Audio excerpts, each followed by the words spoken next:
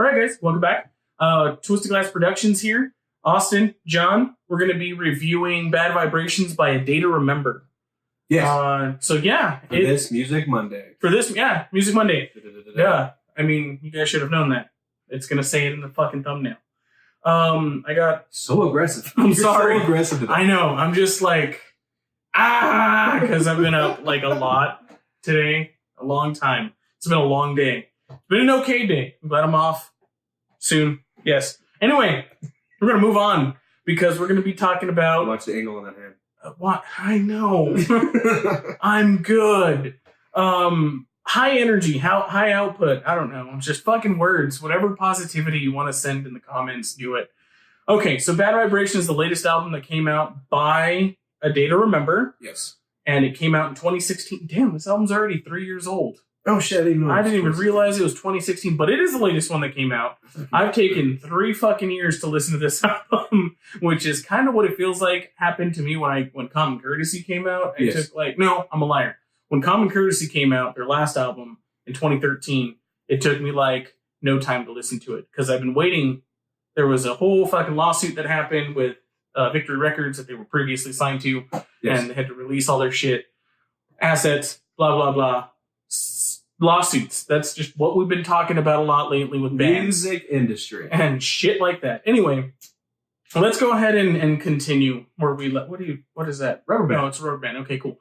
What we're going to go ahead and talk about is the deluxe edition version of the Bad Vibrations album. Yes. Because it had more music, and that was my stupid idea. And I'm going to be completely honest. There's 2 added... There are two more musics. 2 more musics to this one. 2 more added songs. They are titled Negative Space and In Florida. We'll talk about those later. Let's talk about the regular album. It's going to track 1 through 11. All right, so for this one specifically, I'm looking at my computer and going back and forth. Yes. I'm going to go to the regular edition just so that I can have a list of those specifically, and we can look at those together if you want. Album art, pretty cool. Looks like a bus station. Like a subway, I guess you would say. Yes, correct. That's what it looks like. Dude standing in front of it. A lot of their artwork has one single person in front of something, looking at their back. I don't know what the regular CD album art because I only have a digital version, but usually they have more shit associated with the CD. Whenever you buy the hard copy, Bad Vibrations is basically spray painted or painted onto the bus on the doors, and it looks like he's about to walk into the bus. That's the album art. I'm not fucking tech savvy enough with editing to show the album art over anywhere, so in the future we will have that feature. Just Google it. Bad Vibrations, A Day to Remember. Personally, A Day to Remember is one of my favorite bands. They have been for the last 10 plus years. Yes. They've been a band for quite a long time. I would say 15 years? 15, First time going 05. 05. So 12 years? 15. 14. 14. They're on 14 now. Yeah. Now, 14 now. Currently 14. Math is hard. It's been a long day. Anyway, Bad Vibrations, I would say very straightforward. It's an A Day to Remember record. I know that you're not really that... I'm not familiar with it, but I will say this album won me over. Did? Okay. It did.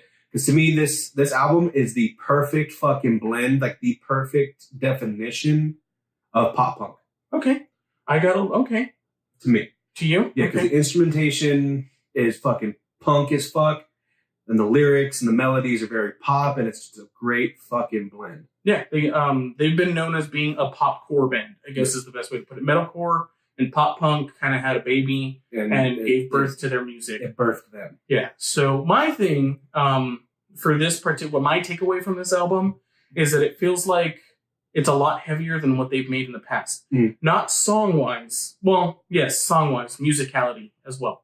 When you listen to Bad Vibrations, the very first song on the record, the title track itself, it starts off with him just screaming into the microphone, and it gives me this very punk feel. Yes. This whole album has more of a punk feel than what you're going to get with a lot of the records that they have out prior to this, which is something that I find really fucking awesome. Because prior to this, whenever you listen to Common Courtesy has a lot of feelings. It has a lot of feelings. It has a lot of heartbreak. It has a lot of anger. It has a mixture of emotions because that's the one that they had to fight Victory Records to get back. It's a feely record. Yeah, it is. It really is. And it was produced by them. And this is just also pushing that whole boundary of they're the production company behind it. Mm-hmm. They are completely able to write a record by themselves. Yeah, they're fully independent now, right? Yeah, they're fully independent. They're not on any record company specifically, which is pretty awesome. They have their own festival. Yeah. So they're on A Day to Remember Records, which is their record company. They own that record company as a whole, which is really cool. This is the second record that they've done independently, and this is the second time that they've proven that they can write a record on their own, which is really, really awesome. I'm looking forward to a lot of this, listening to this album a lot more. We've had, about a week of listening with it? A week of listening. Since we did the Eye the Mask review. Yes. A lot of things that stick out to me is that you can tell that it's an A Day to Remember record with the way that they write their riffage, the way that they write their drums. You can tell that the original, guitar player? The guy with all the tattoos. I can't remember his name. But him. Homie. Yeah, him. Anyway, we call him Homie. He was one of the original members, but now he does production work and stuff like that with bands like this and hip-hop and other things like that. And you can hear that in this record, personally, from a fan that's been of theirs for the last forever and a day.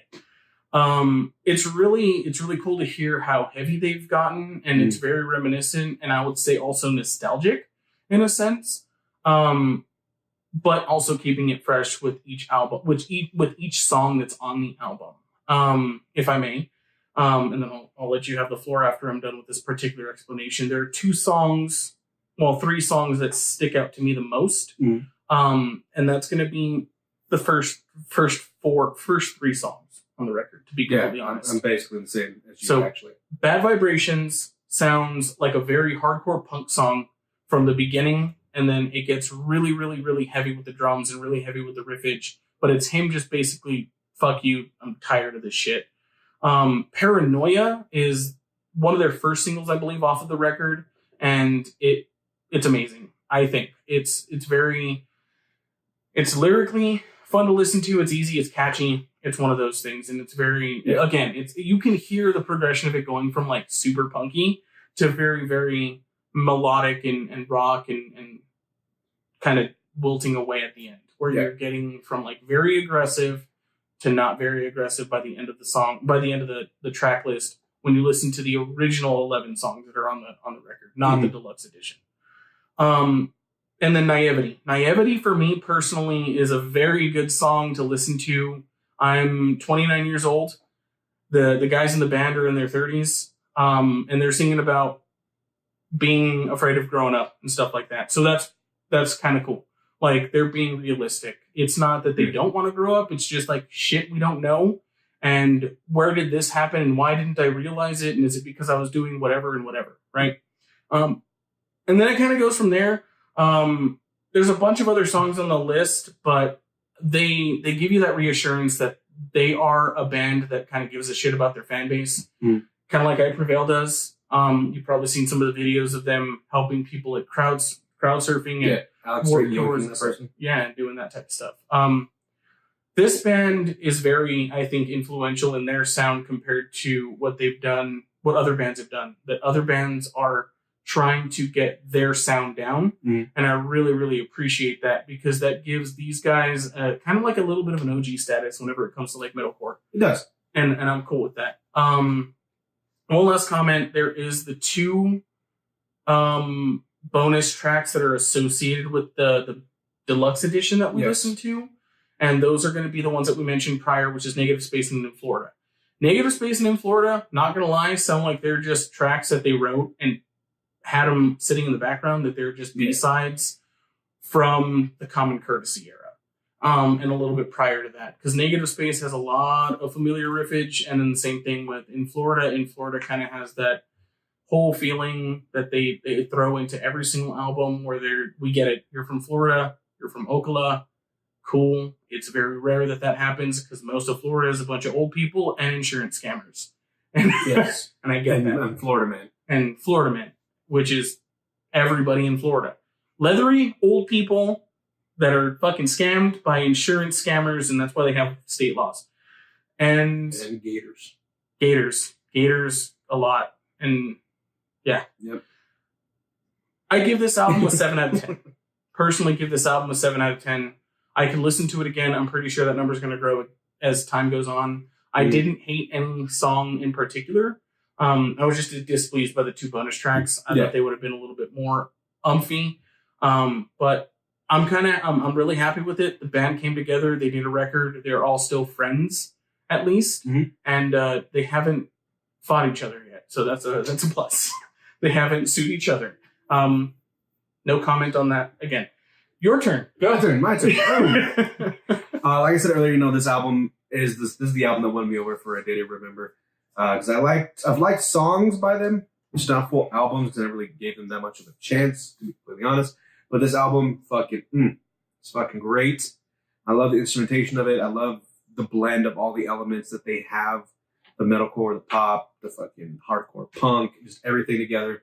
To me, this is the perfect fucking definition of a pop punk record. It's fucking great. I know we keep mentioning punk a lot last few episodes, but it just happens. Yeah, I mean, it comes down to like the lineage of just this type of music. Metalcore as a whole, as a basic definition, is a fusion genre between hardcore punk, and then like metal. Yeah. And heavy metal, anything. It's heavy metal. Yeah. Metal. Punk. Metal core. Hardcore punk. They kind of go together, and that's kind of like a basic definition. They cocoon and make a bid. Basically, yeah. But yeah, and I give this record, to me, the rating of it is 9 out of 10. 9 out of 10? 9 out of 10. Really? Mm-hmm. Surprising. It's an 8.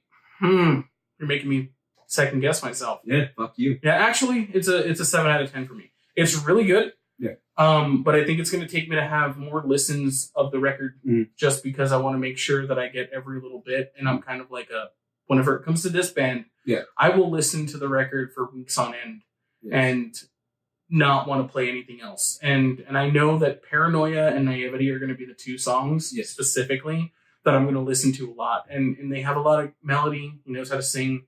And the dude's 30. It sounds the same. Yeah. There's been no fucking fuckery with his voice, man. Exactly. He has 14, 15 years. And I'm happy about that because he's in his 30s and he hasn't fucked up his voice screaming, singing, and doing both live and in the booth. So that's a plus. Yes. And he just knows how to do it. Jeremy McKinnon. He's a good dude. Like, there was a lot of talk prior that he was... He looks the same. He looks the same, too. He hasn't aged at all. Really, yeah. And that's a plus. He knows how to take care of himself, everything. So besides that, that's what gives you a good product in the end, is that you have all these people that give a shit about how they feel, give a shit how they're going to be doing their music. They're not going to be going out and getting loaded all the goddamn time. They may have a beer one or two beers every once in a while. But they know where their heart is. They know where their home is. They know where their people are. They know who's going to have their back. And everybody that they've worked with, aside from the record company that they had prior, Victory Records, they know that everything is done for a reason, that they've chosen to do these things, and that this is their life. And they're going to do everything that they can to make sure that they get the music out to those everybody, fans. It doesn't matter who you are. If you're one of, like myself, who's almost in his 30s, who's been listening to them since you were a teenager, since you were 15, 16, 17 years old with the first few records, and stretching all the way back to people now that are 15, 16, 17. Yeah. And they're just... like, they're a band that just bridges the age gap. Yeah, they do. They really, really do. And they play those with other bands that are of the same caliber. I'm pretty sure they played with bands like Winds of Plague and shit like that. So they've done festivals. They have a following. And that's why they knew that they were going to be able to break away from Victory Records and do their own shit. Yeah. And honestly, this is one of the bands that, to me, has maintained their level of success. Yeah. Throughout every record. They always are fucking solid. Exactly. And and I recommend, this is just a side note, I recommend listening to a lot of their other stuff because it's heavier, it's grimier whenever you get to the earlier stuff. When you start listening to, like, For Those Who Have Heart, and their name was Treason and Old Record, and their name was Treason and Old Record are essentially the same record. It's just that Old Record was, and their name was Treason, redone with better quality, because they had the money to go in and actually do the reproduction and reproduce that album. And it's all really good. It's all really good music. I can listen to Homesick all the way through, What Separates Me From You all the way through, Common Courtesy all the way through, And Their Name Was Treason all the way through, For Those Who Have Heart. All the records, this is a band that I can listen to every single song on every single record, including some of the bonus tracks, all the way through, from beginning to end. And it's rare that a band can do that for me. Only a couple of other bands have done that, like Atreyu, like Disturbed, like, well, I would say Disturbed has fallen off, but like Slipknot and like Korn and stuff like that. I can listen to their albums from beginning to end and feel something all the way through. Yeah. And that's what kind of makes me love this album, love this band. I know 7 out of 10 isn't like a love level, but it's just that I haven't had enough time with it. And I think in the future, I'm going to have more time with it. And there's a common theme throughout their whole entire record spiel. You can't see it for those who have heart cover, but if you take off that sleeve, it's another depiction of a gentleman staring at something in the distance. Yeah. And for that one, I think it's him looking at a school on fire with a baseball bat with nails wrapped around it and stuff like that. And that's kind of the gist of it. Bad Vibrations is a good album. I really liked it. I think I'm going to listen to it a lot more. And 7 out of 10, you give it a 9 out of 10? 9 out of 10. And we recommend listening to it. I'll put a link in the description of our Twitters, of our Facebooks, of all of our shit, and their music. Anything last to add? No. We covered pretty much everything. Go listen to our podcast. Yes. That too. Oh, and next week is fucking I Prevail's new record. I Prevail is next week. Okay. Trauma by I Prevail. So, awesome. Thank you guys. Like, comment, subscribe, and do all that shit too. Love you.